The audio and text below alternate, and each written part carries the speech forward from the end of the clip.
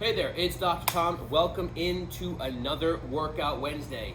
Today we're going through a density workout. If you've never done one, this is a cool way to add some volume, get the heart rate up so it's very metabolic. It can actually accomplish kind of a lot of things at once, and it fits into a sort of predetermined amount of time because your each grouping is set to a certain amount of time. Today I'll be using two 10-minute blocks and one 6-minute block. So I'm basically going to alternate between the two exercises for 10 minutes for the first block, rest, couple minutes, second block, same thing. The goal is, if you've never done a density before, and the way that I do them is that I use sort of unbroken reps, but the way that I do the unbroken reps is as soon as my tempo slows down at all, or if I get to, say I'm doing the squats and I get to the top of the rep, and I have to gather myself for a couple seconds before going into the next rep, that's when I stop, rack the bar, go to the other exercise. So it's kind of a continuous motion. When you have a good pace, not fast, but whatever pace you set in the beginning, once that changes, or you need to regroup to get that next rep, stop, go to the thing, and then you're gonna bounce back and forth. So again, what'll typically happen is, I might start at, 8 reps for something, and then by the end I may only be doing 5s and 4s because of fatigue and whatnot, and that's okay. That's kind of part of what makes density cool, is you're trying to, in a sense, manage your fatigue so that the quality of your reps stays high even as you get further into the workout. So that's very important when you do the densities, not to just kind of blitz through and do a whole bunch of crappy reps. Really focus on that. As soon as you sense any change in technique, any change in speed or your tempo, then stop, go to the other thing. You can rest whenever you want, right? So you might get 5 total sets between the two things. You might get 8 sets between the two things. It kind of depends on the exercise too, right? So if I'm gonna be doing front squats, they're gonna take longer to go through a full rep.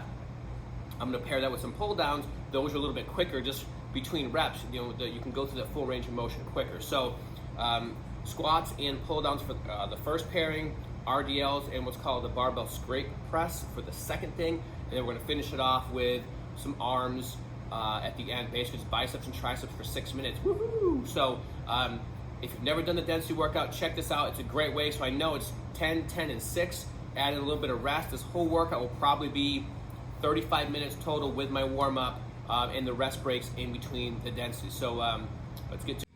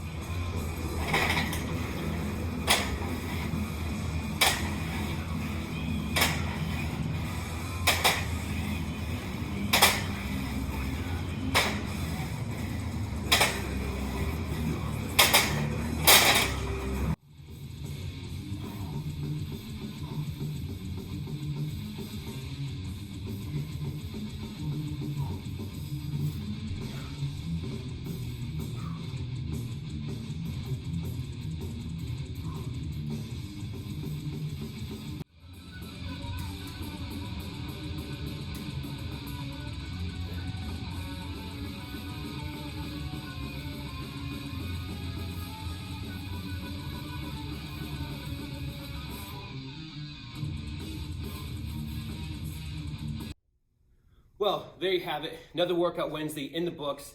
Densities are brutal. They are nasty. Something else, though, to consider if you try doing a density workout.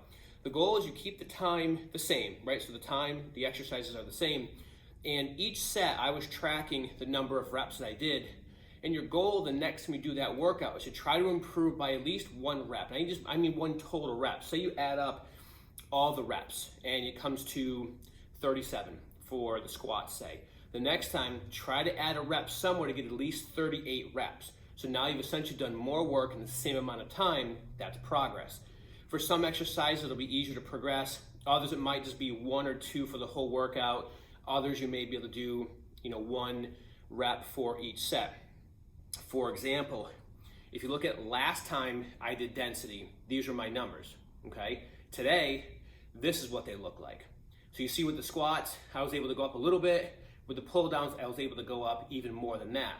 When we compare the next two, the RDLs and the straight press last time, and then compare them to what I did this time, you can see I was able to go up a little bit on those as well. And then for the arms, bicep curls, I was able to go up a little bit, and then with the skull crushers, I decided to go up in weight, so my reps dropped. So once you make that kind of a switch, then the rep thing, you're gonna have to kind of start over it and start to rebuild your reps, but go back to that same unbroken rep idea where do your reps, and as soon as you slow down or feel like you have to kind of gear up for that next rep, that's where you stop, and then you shut down there. But track your reps each set, whether it's on paper, phone, like an app you use, the EBM online training app allows you to do that. I was tracking mine through the app as well during the workouts, but track your reps and then try to beat it at least by 1 each time. A couple other small things. If you notice with the RDLs, I kind of have the steps stacked up in front of me. Do yourself a favor, find a bench, a step, or put the weights on some so you're not bending down to the ground every single time you have to pick them up. Not a big deal, but again, you're working hard enough as it is. Do yourself those little favors if you can. With the dumbbell skull crushers, one thing I like to do when I do overhead motions like that, pullovers, skull crushers and whatnot, is actually the back of my head is off the bench. So I find it to be a little bit more comfortable for me. I also have paper towels on because I'm all sweaty, and putting my head on the bench just kind of feels gross. But in general, putting your head off the back of that, 'cause sometimes people really jam their head into the bench. Putting your head off the edge like that, it makes it very difficult to do that. So it allows you to actually take some tension out of the neck area while you're doing some of those overhead motions. So something to consider and you can give a try to when you're doing something on the bench.